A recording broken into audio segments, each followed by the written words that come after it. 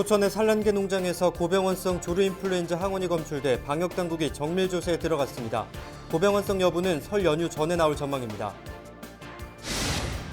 이런 가운데 경기도가 조류 인플루엔자 발생에 따른 예방적 살처분 규정을 완화해 줄 것을 정부에 건의했습니다.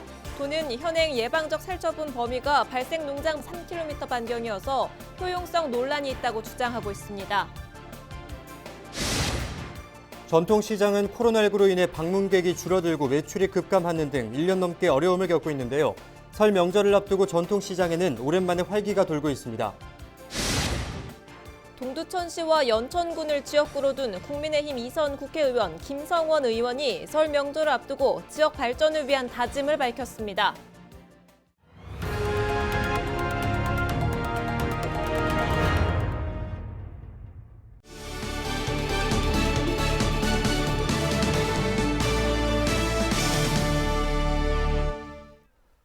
여러분 안녕하십니까? 헬로티비 나라뉴스입니다.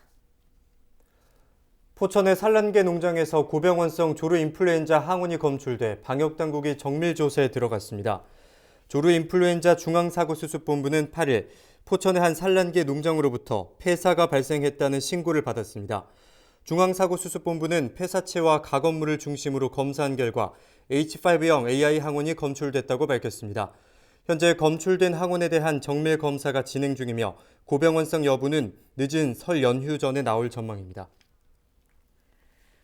경기도가 조류 인플루엔자 발생에 따른 예방적 살처분 규정을 완화해 줄 것을 정부에 건의했습니다. 도는 현행 예방적 살처분 범위가 발생 농장 반경 3km 이내여서 효용성 논란이 있다고 밝혔습니다. 이에 따라 AI가 발생하면 500m 이내는 살처분하고 500m에서 3km 범위에 있는 농장은 지형 등의 위험성을 고려해 판단하자고 주장했습니다. 또 동물복지 농장 등 확산 위험이 낮은 농장은 제외하고 일부 가금류에 대해 백신에 접종할 것을 건의했습니다. 당초 사업보다 축소돼 주민들의 반발을 샀던 7호선 양주옥전 포천 연장 사업이 다소 변경될 전망입니다. 경기도는 지난해 7호선 양주 포천 노선을 경제성을 이유로 열차는 내량으로 줄이고 단선 환승 방식으로 진행한다고 밝혔습니다.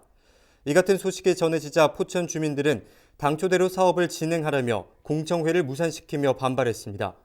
이에 따라 경기도는 단선을 복선으로 바꾸기로 하고 9일 주민공청회를 다시 진행하기로 해 주민들이 이 방안을 수용할지 관심이 모아지고 있습니다. 경기도 2차 재난기본소득 신청자 수가 접수 일주일 만에 절반을 넘어섰습니다.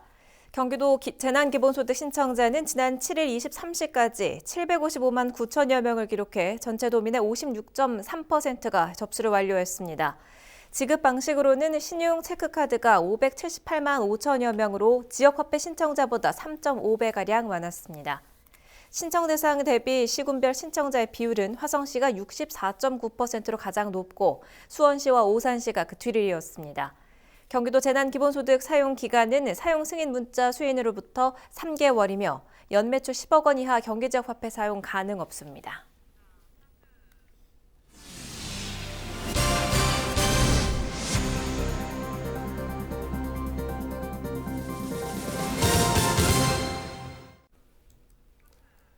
한 주간 경기도 소식을 정리해드리는 주간 경기도 시간입니다. 설 연휴를 맞아 경기도가 방역대책 마련에 나섰는데요. 또 자치경찰제 시행을 앞두고 경기도형 자치경찰제의 밑그림이 그려졌습니다. 주간 경기도 김호 기자입니다. 코로나19 확산을 막기 위해 경기도가 설 연휴 방역 종합 대책을 마련했습니다. 도는 먼저 11일부터 14일까지 나흘간 설 연휴 종합 상황실을 운영해 각종 민원을 해결할 방침입니다. 또 코로나19 4차 유행에 대비해 중앙과 도, 보건환경연구원 등이 공동으로 24시간 상시 대응 체계를 구축합니다. 연휴 중 의심 환자 발생에 따른 신속한 검사를 위해 현재 운영 중인 일반 선별진료소 109곳 외에 임시 선별검사소 70곳을 추가로 운영합니다. 추가 확진자 발생에 대비해서는 감염병 전담 병원과 생활치료센터 7곳을 운영하고 밀접 접촉자는 자가격리자로 분류해 일일 증상 발현과 무단이탈 여부 등을 상시 모니터링할 예정입니다. 지난달 경기도 내에서 발생한 코로나19 확진자는 5천여 명이었으며 인구 10만 명당 가장 많은 확진자는 80대인 것으로 조사됐습니다. 경기도가 발표한 1월 코로나19 발생 동향을 보면 확진자는 5,152명, 10만 명당 확진자 수는 149.5명으로 나타났습니다. 이는 대구 343명과 서울 250명에 이어 세 번째로 높은 수치입니다. 10만 명당 확진자 수는 80대 이상이 13.8명으로 가장 많았고 60대와 50대가 뒤를 이었습니다. 또 사망자 수는 151명으로 80대 이상이 9명으로 가장 많았으며 60세 이상 고령층이 95.4%로 대다수를 차지했습니다. 올해부터 시행되는 자치경찰제와 관련해 경기도의 자치경찰제 밑그림이 그려졌습니다. 경기도 연구원은 최근 경기도의 치안행정 수요를 감안해 1개의 경찰위원회와 2개의 자치경찰 사무국으로 구성된 경기도형 자치경찰제 기본 구상을 발표했습니다. 사무국에는 기획조정과 정책평가, 감사와 경무인사, 운영지원 등 5개 과를 경기 남부청과 북부청에 각각 설치하고 사무국 정원은 190명으로 구성했습니다. 하지만 행안부가 1개 사무국의 2개 과 규모로 자치경찰제를 구상하고 있어 경기도 연구원의 계획안은 다소 조정될 것으로 전망됩니다. 경기도가 중고차 매물 빅데이터를 활용해 중고차 허위 매물 의심 사이트를 무더기로 적발했습니다. 도는 지난해 10월부터 2달간 중고차 사이트 모니터링을 통해 34개 사이트 74건의 위법 행위를 적발했습니다. 적발 유형별로는 허위 매물 등록이 22건으로 가장 많고 판매 가격 오류 18건 등으로 나타났습니다. 경기도는 적발된 사이트 가운데 허위 매물을 광고한 9개 사이트에 대해서는 형사 고발하기로 했습니다. 또 휴폐업 등으로 정보가 일치하지 않은 64개 사업자에 대해서는 정보 삭제를 요청했습니다. 헬로티비 뉴스 김호입니다. 코로나19의 장기화를 어려움이 깊어가지만 희망과 기대를 내려놓을 수는 없는데요. 민족의 대명절 설을 앞두고 지역의 발전을 위한 계획과 다짐 들어보는 시간 마련했습니다.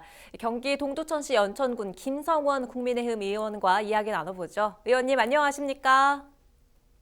네, 사랑하는 우리 연천, 동두천, 동천 주민 여러분들 안녕하세요. 우리 동네 대변인 국회의원 김성원입니다. 먼저 코로나 말씀 드리지 않을 수 없을 것 같은데요. 코로나로 고통받고 계신 우리 주민 여러분들께 위로와 감사의 말씀을 좀 먼저 드리도록 하겠습니다. 국회 차원에서 모든 주민 여러분들께서 조속한 시일 안에 백신 접종 받을 수 있도록 우리 백신 물량 확보에 총력을 기울이겠다는 말씀 드리고 또 다시 일상으로 돌아갈 수 있도록 최선의 노력을 다하도록 하겠습니다. 네, 김 의원께서는 제1야당 원내수석 부대표로 그 누구보다 바쁜 날을 보내오셨는데 그럼에도 불구하고 지역 발전을 위한 예산 확보에도 열심히셨습니다. 국비 2,403억 원, 이른바 예산 폭탄을 안겨주셨어요. 네, 21대 국회 시작 후에 제가 이제 우리 국민의힘 원내수석 부대표로 발탁이 되고 또 코로나로 인해 가지고 민생이나 경제 상당히 침체되어 있는데 이것을 살리기 위해서 최선의 노력을 다했습니다.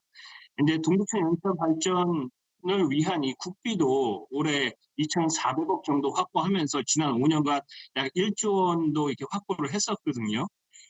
그 결과 가장 중요한 것이 우리 지역의 SOC 예산입니다.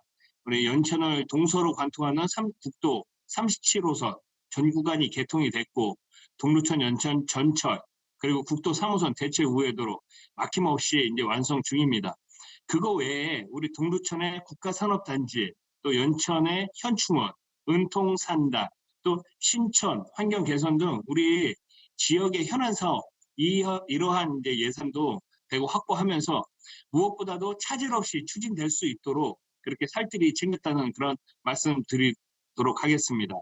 특히 이제 연천 같은 경우는 지난 여름에 홍수 피해가 컸었거든요. 그때 이제 특별 재난지역으로 지정을 이뤄내가지고 우리 다시 원 생활로 돌아갈 수 있도록 최선의 노력을 다하도록 하겠습니다. 네, 지역 현안 해결과 발전을 위해서 다방면으로 애쓰고 계신데요. 의원께서 올해 역점을 두고 노력하실 지역 발전 계획도 말씀해 주시죠. 예, 가장 이제 큰 틀로 봐갖고는 우리 통일 대한민국의 경제 중심 도시로서 우리 동두천과 연천의 이 기틀을 차질 없이 준비하는 겁니다. 아시다시피 우리 동두천과 연천은 지난 70년 이상 우리 국가 안보를 위해서 헌신하고 희생해온 지구 아니겠습니까? 근데 오히려 수도권이라는 이유만으로 역차별 받으면서 그동안의 산업 성장이라든가 모든 것이 제한을 받아왔어요. 그래서 이제 그러한 규제를 없애기 위해서 통일경제특구법이라든가 경기북도 설치법, 또 접경지역 규제 완화, 이러한 패키지 법안들을 제가 21대 국회에서 통과시킬 수 있도록 최선의 노력을 또 다하도록 하겠습니다. 또 그거 말고도 이게 동두천, 연천 동두천에 대한 이런 획기적인 정책 전환이 이루어져야 돼요. 그래서 이제 지역 경제가 활성화되는 수준을 넘어서 자립할 수 있도록 그렇게까지 하기 위해서는 국가가 국비 지원을 더 크게 할 수 있는 그런 제도적 기반을 마련해야지 되는데 뭐 그런 것들이 동두천 국가산단, 연천 현충원 뭐 이런 것들도 잘 이렇게 추진할 수 있도록 하겠습니다. 지역 발전을 위해서 더 노력해 주시고요. 끝으로 설 인사 한 말씀 남겨주실까요? 예, 우리 저희 주민 여러분들 그리고 또 우리 시청자 여러분들 새해 복 많이 받으시고 또 몸과 마음도 건강한 2021년이 되었으면 좋겠습니다.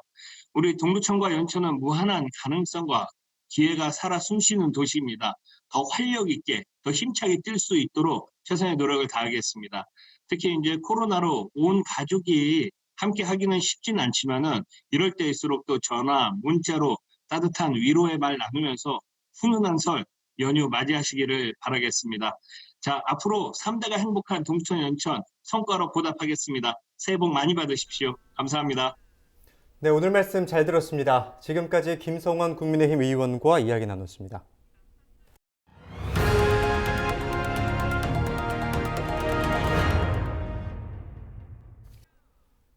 전통시장은 코로나19로 인해 방문객이 줄어들고 매출이 급감하는 등 1년 넘게 어려움을 겪고 있는데요. 설 명절을 앞두고 주민들이 과일과 식재료를 사러 나오면서 전통시장에는 오랜만에 활기가 돌고 있습니다. 김진재 기자입니다. 한산했던 전통시장 거리가 방문객들로 붐빕니다. 코로나19로 시름을 겪던 상인들의 얼굴에도 오랜만에 활기가 돕니다. 혹시 모를 감염 위험에 대비해 거리 중간중간에는 손소독제가 비치됐습니다. 예년과 같은 대목을 기대하긴 어렵지만 상인들은 이렇게라도 방문객들이 찾아온 것에 안도합니다. 어디 갈 데가 없으니까 시장에 한번 다들 구경 나오신 것 같아요. 다행이에요. 명절 덕분에 그래도 이번엔 살 수 있을 것 같아요. 정부는 지난 6일 5인 이상 사적 모임 금지 조치를 설 연휴가 끝나는 오는 14일까지 유지하기로 결정했습니다.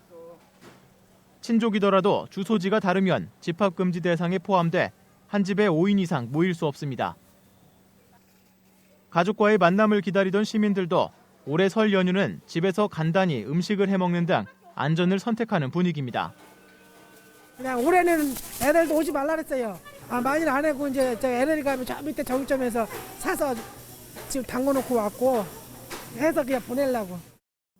지난해 1월 시작된 코로나19가 1년 넘게 이어지면서 모두가 힘든 시기에 전통시장 상인들은 상황이 점차 나아질 거란 희망을 품고 다음을 기약했습니다. 1년 동안 너무 많은 힘든 시간들을 보냈는데요.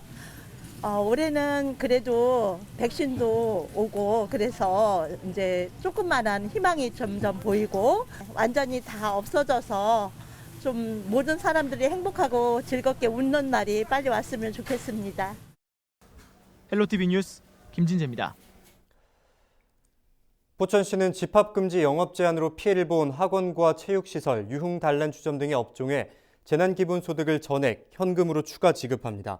대상은 2월 5일 공고일 전일 기준 포천시 학원과 교습소, 체육시설 중 도로교통법 제52조에 따라 관할경찰서에 어린이 통합버스를 신고해 운영 중인 곳으로 관내 등록학원과 어린이 대상 체육 종목 교습 체육시설입니다. 또한 지난해 5월부터 사회적 거리두기 2단계 이상 조치로 운영을 중단한 식품 접객업소 가운데 유흥과 단란주점도 포함합니다. 관내 등록학원 및 교습소 100곳과 체육시설 40곳에는 100만 원을 지급하며 유흥 단란주점은 한 곳당 200만 원을 지원합니다. 신청은 8일부터 19일까지입니다. 헬로티비 뉴스를 모두 마칩니다. 시청해주신 여러분 고맙습니다.